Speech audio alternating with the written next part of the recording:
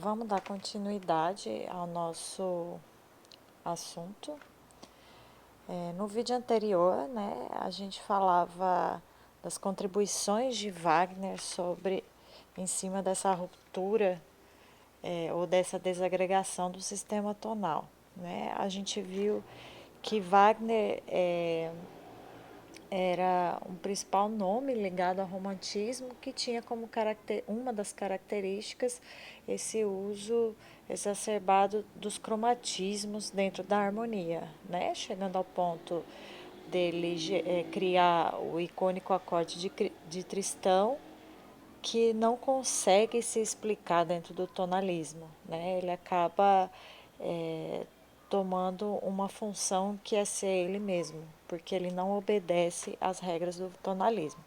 Então, um dos tópicos que a gente pode falar que o Wagner contribuiu, né, para o esvaecimento, para essa dissolução ou desagregação desse sistema tonal foi pela harmonia. Né? Os cromatismos são aspectos harmônicos que vão definir essa saída do sistema tonal e que depois a gente vai ver que isso vai desencadear o método serial de composição.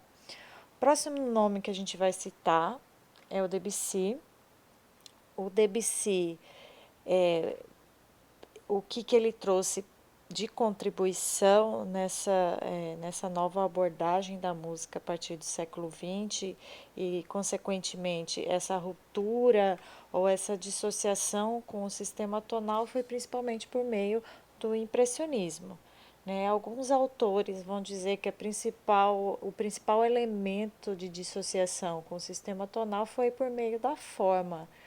Mas para se chegar a essa nova forma que vai trazer uma série de tendências composicionais a partir dessa perspectiva, ele teve que também usar diversas diferenciações em recursos harmônicos também.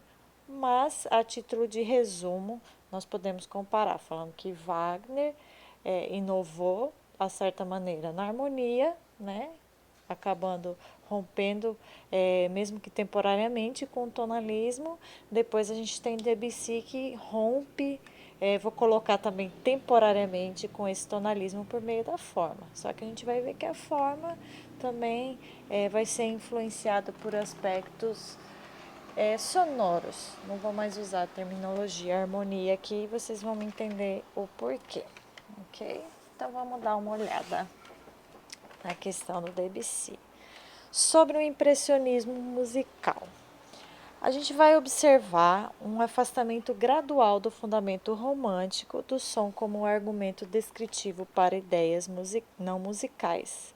Combinação de notas pensadas com o intuito de introduzir certas reações mentais ou psicológicas sem afirmar nada explicitamente. Uso de nuances sutis no lugar da dramaticidade expressiva. Vou citar aqui os tópicos e aí eu vou comentar. Tá? Então, nesse caso, a sugestão substitui a descrição. O que acontece aqui nesse impressionismo musical? Gradualmente, os compositores eles começam a valorizar mais a natureza do som. Né? Aqui ele começa a usar mais a terminologia da sonoridade. O que seria essa sonoridade? A sonoridade é o resultado audível de um conjunto de parâmetros musicais que são combinados. Né? Mais para frente isso vai desaguar em morfologias sonoras, que é como a gente percebe as transformações, as qualidades internas do som no tempo. Então a sonoridade já é um princípio dessa valorização da matéria-prima da música, que é o som. Né? Então, gradualmente, os compositores que vão por essa linha, eles querem valorizar mais a natureza do som, né? A natureza da sonoridade, o que ele tem de próprio, o que ele tem de característico, mais do que usar esse som para representar uma situação que não era musical.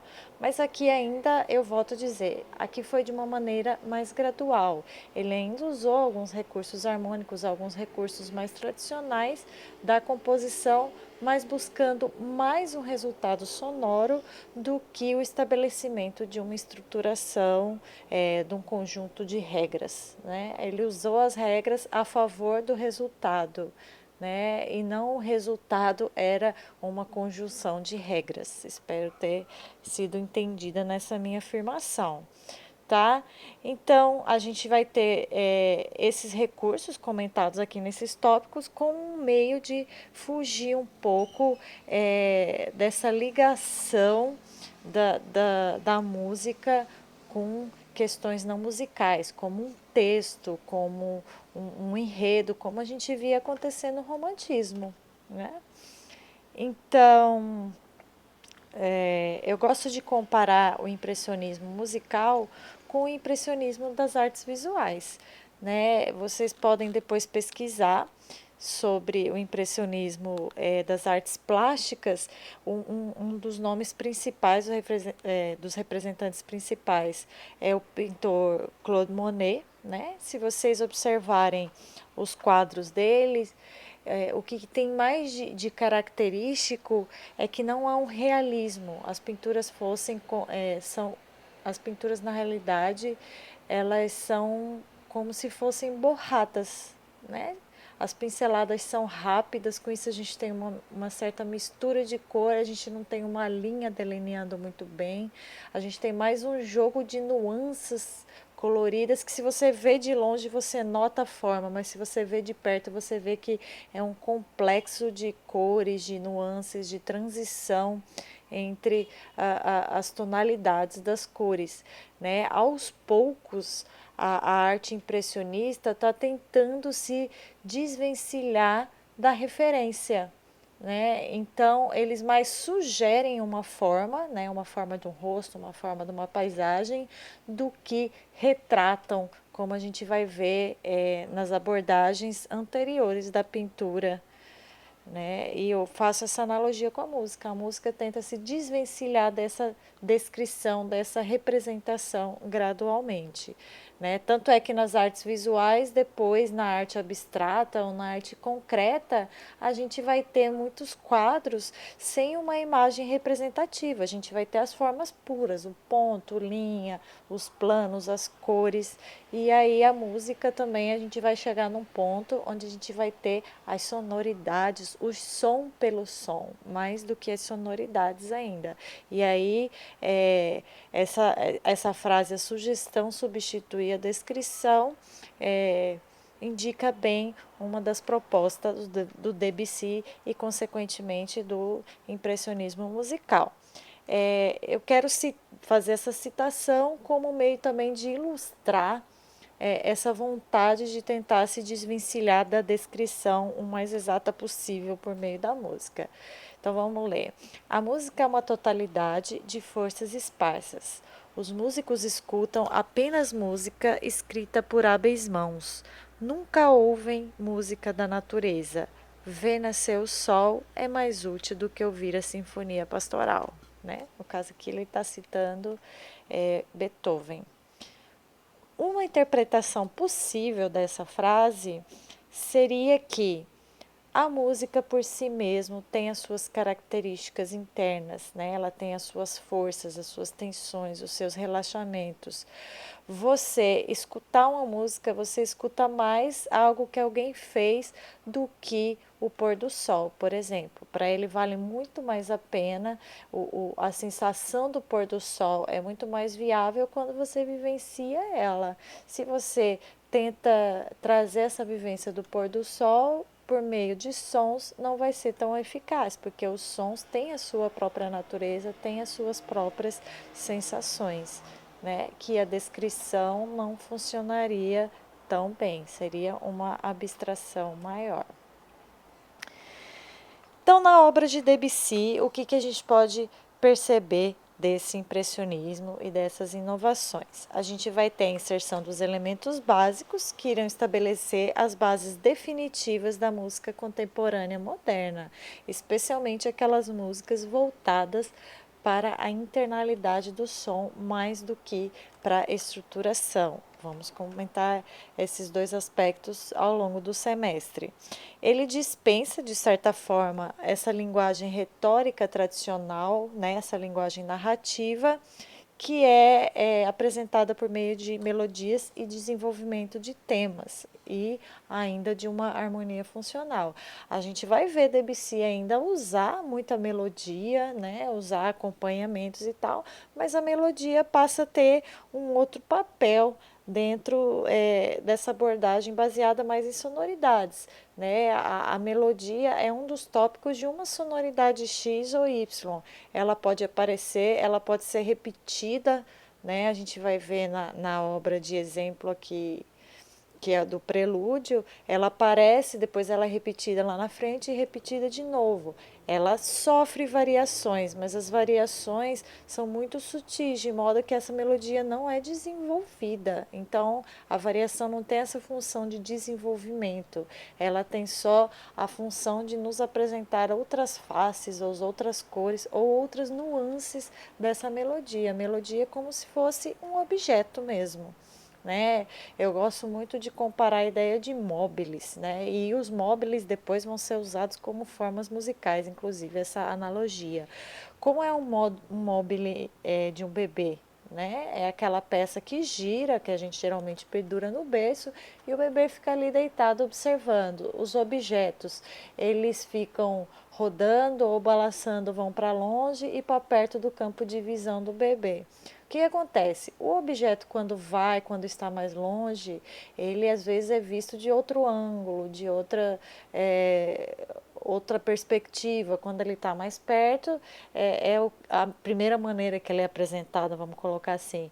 Quando o Debussy pega um trecho melódico, coloca lá na frente, apresenta ele, depois repete ele quase igual ou com uma repetição sutil, é como se fossem esses móveis. Ele traz e ele retoma numa outra perspectiva, num outro ângulo, mas a gente ainda reconhece aquela melodia como aquele objeto específico daquela sonoridade. Ok? Então, o que impulsiona as músicas, ou melhor, o que impulsiona a música são as sonoridades orquestrais ou instrumentais cuidadosamente articuladas.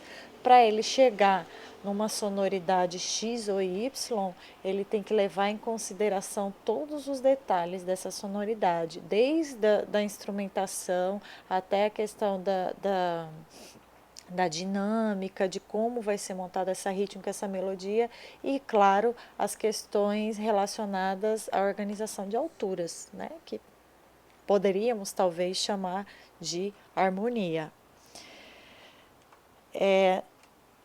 Que mais que a gente vai observar? A libertação suave das raízes diatônicas, ela não vai ter uma ruptura drástica.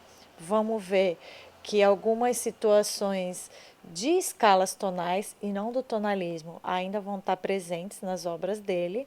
A gente vai ter, além das escalas tonais, ele também vai explorar, aí sim ele se liberta, vai explorar os modos exóticos, tons inteiros, escalas pentatônicas, modos antigos, né, os modos medievais, os modos gregos, como um meio de gerar sonoridades individuais e sonoridades próprias. Né? A escolha dos modos se dá por causa disso, porque cada modo tem uma aura, né, uma sonoridade, uma particularidade individual pela sua combinação de tons e semitons, né?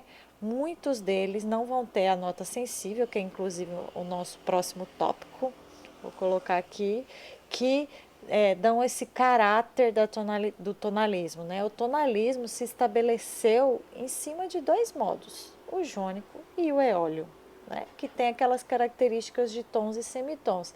E desenvolveu, lógico, eles ao máximo que pôde chegar. Mas a gente vai ter sempre a mesma cor harmônica, mais ou menos, dentro da composição, que às vezes varia em nuances quando a gente transpõe, quando a gente modula. Aqui, quando você usa cada modo individualmente, você tem ambiências sonoras mais complexas e individuais. Né? Se fosse usar só o tonalismo, às vezes é mais complicado você mostrar sonoridades individuais. Você consegue mostrar muito bem uma estrutura de organização que é muito rica, lógico, né? Que se desenvolveu aí em seus 200, 300 anos, mas aqui ele está mais interessado no resultado final dessa combinação dessas sonoridades. Tá? E com isso a gente consegue o não predomínio da nota sensível, que é um elemento chave para a gente reconhecer o tonalismo como ele é, ok? A gente vai ter o deslocamento e a desagregação deliberada do sistema diatônico tonal, propriamente dito, como resultado desses usos que eu acabei de comentar com vocês. Com isso, a forma passa a ter um tratamento mais livre. Como ele valoriza mais a sonoridade do que a estrutura, né? Então, uma peça vão ter várias sonoridades presentes dentro dela ou uma grande sonoridade que se desenvolve. E cada sonoridade vai ter a sua forma particular. O que é a forma, justamente numa música? É como que o compositor organiza no tempo. Então, a forma geralmente tem estruturas temporais pré-estabelecidas. Por exemplo, a forma sonata, a gente vai ter muito bem reconhecida a exposição, desenvolvimento e a reexposição, dentro de um conjunto de regras estruturais. E as formas sonoras, elas são particulares, elas vão ter às vezes um modo, elas vão ter uma maneira de se comportar, elas vão ter acordes, elas vão ter combinações tímbrico-orquestrais que são próprias. E se você colocar isso dentro de uma estratégia estrutural única, que seria o tonalismo, você perde essa referência particular dessas formas sonoras. Tá? Isso é um princípio que Debussy trazia e foi a principal ruptura dessa linguagem moderna que muitos compositores vão seguir essa abordagem ao longo do século XX e depois do XXI. Tá? Como eu venho já citando, esse termo sonoridade é ele que introduz essa emancipação, ou seja, esse desprendimento dessas sonoridades da estrutura tonal. Né? A estrutura, quando ele usa alguns aspectos tonais, ou melhor, diatônicos mais do que tonais, é para valorizar a sonoridade em questão e não o contrário. A sonoridade não vai estar existindo para mostrar uma estrutura tonal reconhecida. Tá? Quando ele faz uso de acordes, cada acorde não tinha mais uma função necessariamente, mas sim uma possibilidade sonora particular dentro de um contexto total. Né? O acorde passa a ser visto como uma entidade individual. Né? Se ele escolhe um Ré maior, por exemplo, ele não escolhe esse Ré maior com a finalidade de um Ré maior com sétima menor, né? Faz um quinto com sétima, de ser um quinto com sétima de Sol. Ele não tem essa obrigatoriedade de resolver nesse Sol. Aquele Ré maior com sétima está ali pela particularidade interna que ele tem. Ele tem aquela sonoridade, ele tem talvez aquela cor, ou ele tem aquela nuance, ele tem aquele tom dentro daquele contexto sonoro. Né? Isso é um aspecto, ele passa a ser visto com a possibilidade de som mais do que como uma regra estrutural.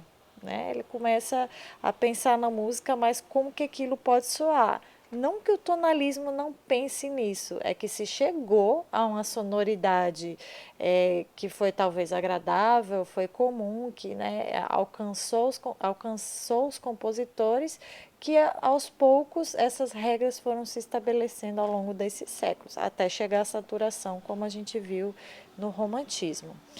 Tá? A gente vai ter uma certa, eu colocaria entre aspas, utilização tímbrica. Né? Porque antes o timbre, até então o timbre no romantismo é colocado mais como um elemento de valorização dessa estrutura tonal. Né? Lógico que ele vai também se desenvolvendo no romantismo, chegando a grandes proporções, como a gente vai ver em Mahler. Aqui, vamos ler de novo o tópico, nova utilização tímbrica. A gente vai ter uma instrumentação ligada a combinações harmônicas em analogia à cor e à luz na pintura. Né? Os timbres são pensados como elementos importantes e estruturais dentro da sonoridade. Né? Antes o timbre ele servia para valorizar a estruturação. Aqui o timbre é parte da estrutura. Você transcrever uma obra tonal, principalmente clássica, para um conjunto de câmara e transcrever para piano, você ainda consegue ouvir muito bem essa obra.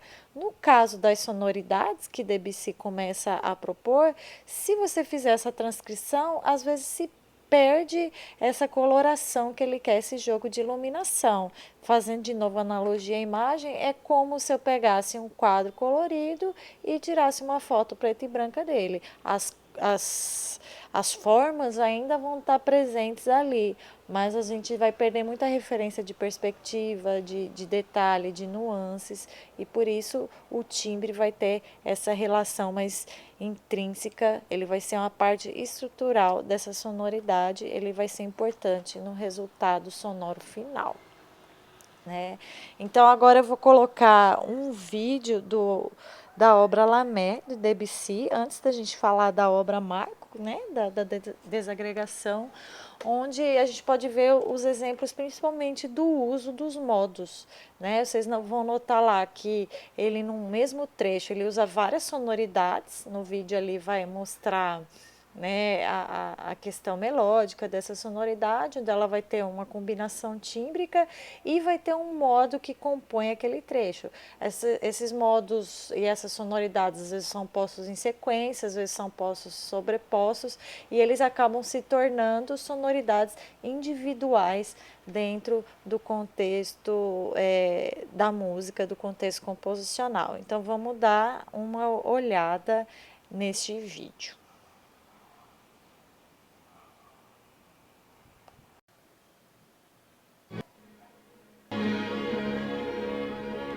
Pausar. Antes de eu colocar o áudio para trocar, só para vocês verem uma olhada. Aqui é o trecho do compasso 31 a 83. Isso aqui é uma análise baseada em sonoridade de um ex-professor do curso, de Giegui, que fez um trabalho extenso sobre isso. Tem até um livro escrito a respeito. Né, que são os parâmetros dessa análise que ele colocou, e aqui são algumas sonoridades, né, alguns temas. Cada vez que é tocado, ele vai ser destacado aqui em cor. Vamos notar que cada sonoridade dessa tem uma escala. A primeira é uma escala pentatônica, né? A segunda é uma escala que alguns falam que foi feita por ele mesmo, é um modo que Bartók usa, e também é conhecida como escala acústica, por ela se assemelhar à configuração da série harmônica, configuração intervalar. Tá? Essa aqui é um modo eólio de lá, saindo de Lá bemol, ou seja, um modo menor, lá bemol menor natural. E aqui eu vou ter o dórico também a partir de Lá bemol. Então aqui a gente vai ter sonoridades bem diferentes, com seus diversos parâmetros, que são independentes. Ora elas ocorrem em sequência, ora elas ocorrem em simultaneidade. Elas não necessariamente são obrigadas uma a estar em função da outra. Elas vão funcionar às vezes como móbiles, vão e voltam, vão e voltam. Eu queria que vocês observassem um trechinho desse vídeo e depois, né, de assistir essa aula, vocês vissem esse vídeo inteiro com bastante atenção.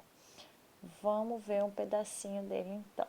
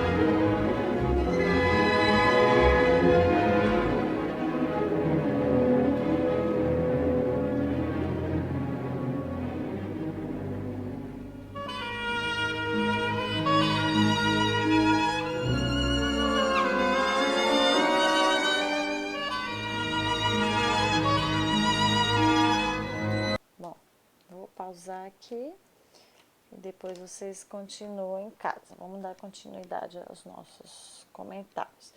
Então, é uma obra marco, né, dessa situação de desagregação e, consequentemente, do que viria a ser o modernismo musical.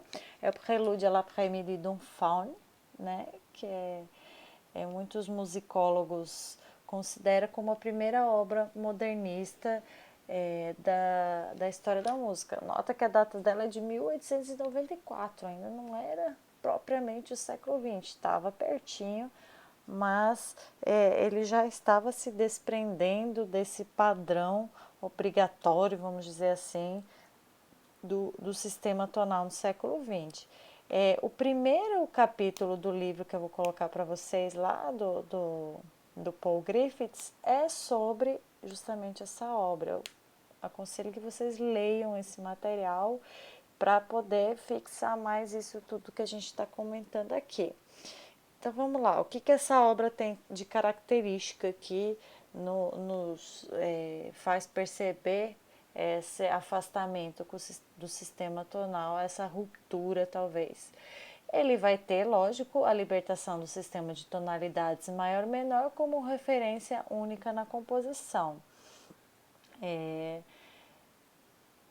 Assim como em Lamera, a gente vai ver vários usos de modos de escala de tons inteiros, um ou outro módulo, acordes sem resolução, né, existindo por ele mesmo, melodias cromáticas, fazendo que não tenha uma tonalidade, um centro que defina a obra como um todo, mas sim mais sonoridades. A tonalidade, então, não é o marco principal, é apenas mais uma possibilidade sonora dentro do contexto composicional. A gente vai ter um redimensionamento da forma e do colorido orquestral, né? O colorido orquestral, primeiro de tudo, a combinação de instrumentos que não era uma combinação clássica, né? Já para a época, o uso da harpa, que é icônico, né? Dessa música, é muito bem conhecido por isso, e a forma que está mais a serviço das sonoridades que ela gera e tem mais a ver com a métrica, talvez, da poesia que ele usa como referência, que eu esqueci de falar, que é uma poesia do escritor simbolista que chama Mallarmé. O nome da poesia é L'après-midi d'un faune, né? Então ele fez o prelúdio para isso, que é tipo o entardecer do fauno, onde depois que ele acorda de uma sesta, ele comenta situações oníricas e tal. Vale a pena pesquisar esse poema, tem algumas traduções aí disponíveis no Google, não sei dizer se são boas ou não, mas vale a pena dar uma olhada. Então, a gente já vê que onírico remete, né, a uma situação quase psicodélica de cores, de luz, e que Debussy faz isso de uma maneira muito bem sonoramente, essa variação de ambientes visuais, entre aspas, né, de coloridos e de profundidades né, e personagens, tudo isso é muito claro nessa música, né, apontando principalmente esse aspecto impressionista da obra dele. O tema ou ideia principal, né, aquela melodia inicial, ela contém uma duração efêmera e ela não se desenvolve ao longo do discurso musical. Ela aparece várias vezes, né? Vale ressaltar aqui que a repetição existe, mas ela não tem aquele caráter de desenvolvimento que a gente vai ver no tonalismo, principalmente no classicismo, né? Aquela ideia de tema com variações. Eu gosto de falar sempre assim que que uma variação de um tema é a transformação gradual, como se esse tema, essa melodia fosse envelhecendo, fosse tomando um novo caráter. Aqui não, ele apresenta essa melodia com variações como se ela tivesse mudado de ambiente ou como se a gente estivesse vendo outra face desse tema. Ela não tem, apesar de ter variações, ela não tem esse caráter de desenvolvimento. Ela ainda continua tendo um caráter sonoro característico dela, né? Eu gosto de fazer a associação de novo com o Mobile. Se você pensar uma criança vendo um mobile com um objeto, esse mobile ele tem hora que está perto, de frente para essa criança, se ele está girando, em algum momento ele está lá na frente, do outro lado, mas ele continua sendo aquele objeto. O que você vai ver são outros ângulos dele. Seria mais ou menos essa situação da repetição. Ela continua sendo aquele tema, ele continua sendo reconhecido como tal, mas com pequenas variações, variações às vezes de combinação harmônica, entre aspas, né, ou uma variação rítmica, mas que não o transforma, só apresenta ele de uma outra face, mas ele ainda está ali reconhecido como o tema principal. Essa frase eu acabei me repetindo. Então vamos lá. Esse slide aqui eu geralmente mostro, é uma parte do slide lá da parte que eu falo de sonoridade em análise 4, mas eu acho que vale a pena só eu citar esses tópicos para vocês dessa obra, alguns recursos que ele faz para valorizar, para emancipar essas sonoridades, né? Por exemplo, no quesito textura, contraste texturais, lógicos que a gente vê isso em outras composições, mas aqui isso é um auxiliar na emancipação da sonoridade, tá? Contrastes texturais que induzem a uma percepção de sonoridades opostas, né? Por exemplo, a monodia inicial da flauta é seguida de uma sonoridade mais densa com participação de outros instrumentos da orquestra. A monodia da flauta é uma sonoridade. A orquestra, depois que tem todos os outros parâmetros, né, de duração, de orquestração, de intensidades, vai ser uma sonoridade oposta que está colocada uma em sequência da outra. Né? No quesito tonalidade e harmonia, é um conceito nebuloso, pois as tonalidades estão presentes, mas geralmente não são definidas de maneira tradicional, como, né, boa parte das obras dele. O sentido da tonalidade vai ser prejudicada por cromatismos, escalas de tons inteiros e dissonâncias não resolvidas, tá? Né? Então, momentos de clareza tonal ocorrem em meio às alterações. Eu vou pedir para vocês verem esses tópicos, depois pegarem a partitura que eu vou disponibilizar para vocês, escutar essa música acompanhando e procurando esses aspectos, entre outros que vocês podem definir como uma possível sonoridade, tá? Então, por exemplo, aqui na abertura, seguindo aqui, a abertura da peça, né, com uma melodia cromática, não tem uma tonalidade. Chega a lembrar um pouco o Wagner nesse sentido, né? Aquele compasso mais ou menos 24, 25 que eu falei para vocês no vídeo anterior. Mas como eu falei, é mais baseado em nuances e uma situação mais leve. Né? Os persistentes dó sustenidos da melodia dão a essa nota uma sensação de importância, mas a clareza só emerge no compasso 21, a clareza harmônica, quando os dós sustenidos melódicos se sentam, né, se resolvem acima de um acorde de Mi maior, que tem a sexta adicionado tanto na melodia quanto na harmonia. Então, vamos olhar lá na partitura na hora que a gente for ouvir a peça. Tá? A gente tem acordes de forma não funcional que aparecem ali, mas não se resolvem, e ainda temos outras características harmônicas importantes. O uso de sétimas, de nonas, 11ª e 13ª, acordes de sétimas dominantes não resolvida e, lógico, a harmonia cromática sem um centro muito bem estabelecido, tá? Isso são só alguns aspectos, tem muito mais questões que nós podemos perceber. Então, agora nós vamos ouvir o início.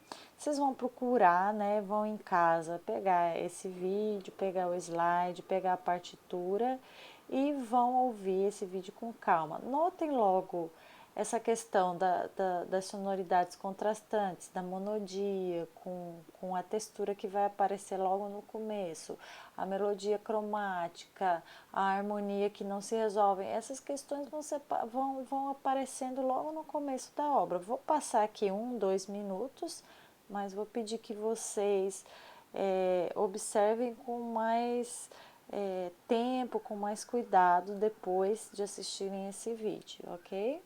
e aí eu encerro essa parte de Debussy. Então vamos lá escutar um trecho do prelúdio.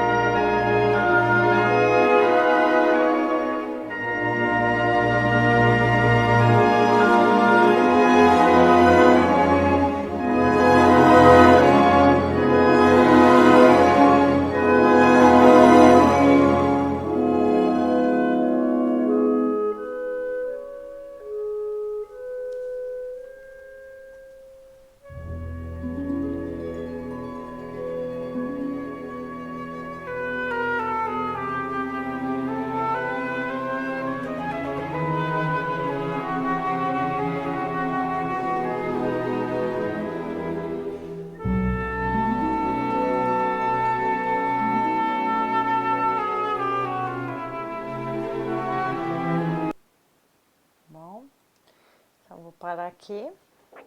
Era só um trecho e vou pedir que vocês ouçam inteira ela sozinhos, ok? Até o próximo vídeo.